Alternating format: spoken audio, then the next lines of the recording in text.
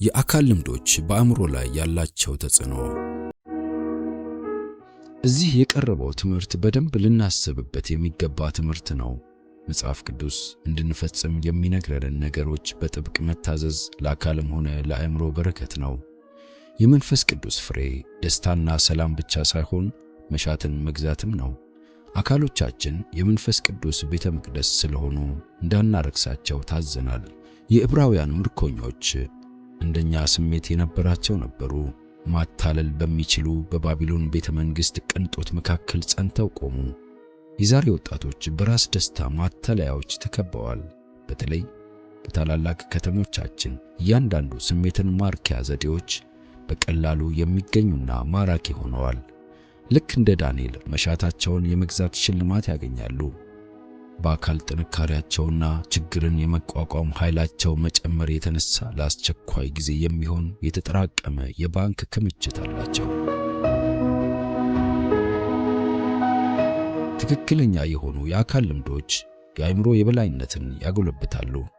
የአእምሮ የእውቀት ኃይል፣ የአካል ጥንካሬና የምንኖረው የዕድሜያችን ዘመን በማይለወጡ ሕጎች መታዘዝ አለመታዘዛችን ላይ ይደገፋል።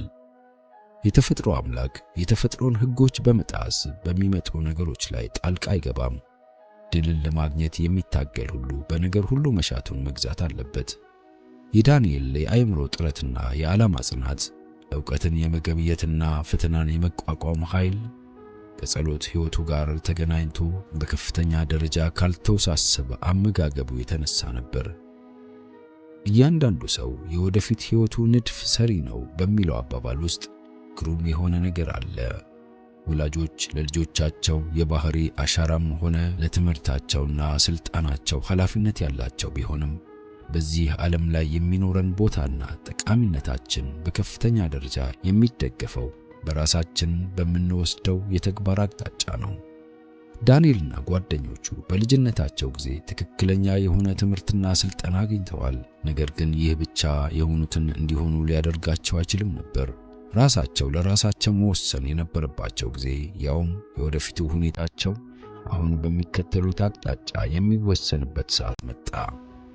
እነርሱም በሕፃንነታቸው ላገኙት ትምህርት ታማኝ ለመሆን ወሰኑ። ታላቅነታቸው መሠረቱ የጥበብ ሁሉ መጀመሪያ እግዚአብሔርን መፍራት ነበር። የዳንኤልና የወጣት ጓደኞቹ ታሪክ በመንፈስ በተጻፈው የእግዚአብሔር ቃል ውስጥ የተጻፈበት ምክንያት ቀጥሎ ባሉት ዘመናት ሁሉ ለሚኖሩት ወጣቶች ጥቅም ነው። እነርሱ መሻትን ለመግዛት ደንቦች ታማኝ መሆናቸውን በሚገልጽ ጽሑፍ አማካኝነት ለዘመኑ ወጣቶች በክርስትና መሻትን መግዛት ላይ የተሰጠውን ብርሃን በመሰብሰብ ከጤና ሕጎች ጋር ትክክለኛ ግንኙነት እንዲፈጥሩ እየተነገራቸው ነው። ዛሬ እንደ ዳንኤል የሚደፍሩና የሚፈለግባቸውን የሚያደርጉ ወጣቶች ይፈልጋሉ። ዛሬ በዓለም ውስጥ ንጹሕ ልቦችና ጠንካራ የማይፈሩ እጆች ይፈልጋሉ። ሰው ያለማቋረጥ ራሱን እያሻሻለ በየቀኑ ወደ ከፍተኛ የብቃት ደረጃ እንዲደርስ ነበር እግዚአብሔር ያቀደው። ራሳችንን ለመርዳት የምንሻ ከሆነን እርሱ ይረዳናል። በሁለቱ ዓለማት ደስታን የማግኘት ተስፋችን የሚወሰነው አንዱን በአግባቡ በመጠቀማችን ላይ ነው። በየቦታው ወደ መሻትን አለመግዛት የሚያመራውን አቀራረብ በጥንቃቄ ልንከላከል ይገባናል። ውድ ወጣቶች፣ በጸጋው ልታድጉ የምትችሉበትን ሥራ እንድትሰሩ እግዚአብሔር ይጠራችኋል። ሰውነታችሁን ሕያው ቅዱስና በእግዚአብሔር ዘንድ ተቀባይነት ያለው መሥዋዕት አድርጋችሁ አቅርቡ። ያውም ለአእምሮ የሚመች አገልግሎታችሁ ነው። እግዚአብሔር በሰጣችሁ ወንድነታችሁና ሴትነታችሁ ቁሙ።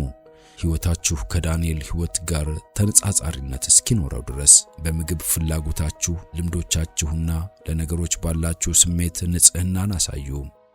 ይህንን ካደረጋችሁ እግዚአብሔር ሰማያዊ በሆኑ ነርቮች፣ በጠራ አእምሮ፣ ባልደበዘዘ ፍርድ አሰጣጥና ጥልቅ በሆነ ነገሮችን የመለየት ችሎታ ይባርካችኋል። የሕይወት ደንባቸው ጽኑና የማይዋዥቅ የሆኑ የዛሬ ወጣቶች በአካል በአእምሮና በነፍስ ጤንነት ይባረካሉ። የጥበብ መጀመሪያ እግዚአብሔርን መፍራት ነው። መጥፎ ልምዶችና ኃጢአተኛ ልምምድ ያላቸው ሰዎች ራሳቸውን ለመለኮታዊ የእውነት ኃይል ሲያስገዙ የእግዚአብሔር ቃል ወደ ሕይወታቸው በመግባት ተራ ለሆኑ ሰዎች ብርሃንና ማስተዋልን ይሰጣቸዋል። እውነት በልብ ውስጥ ይተገበራል። ሽባ የሆነ ይመስል የነበረው የግብረ ገብ ኃይል ይነቃቃል። ተቀባዩ ከዚህ በፊት ከነበረው የበለጠ ጠንካራና የጠራ ማስተዋል ይኖረዋል።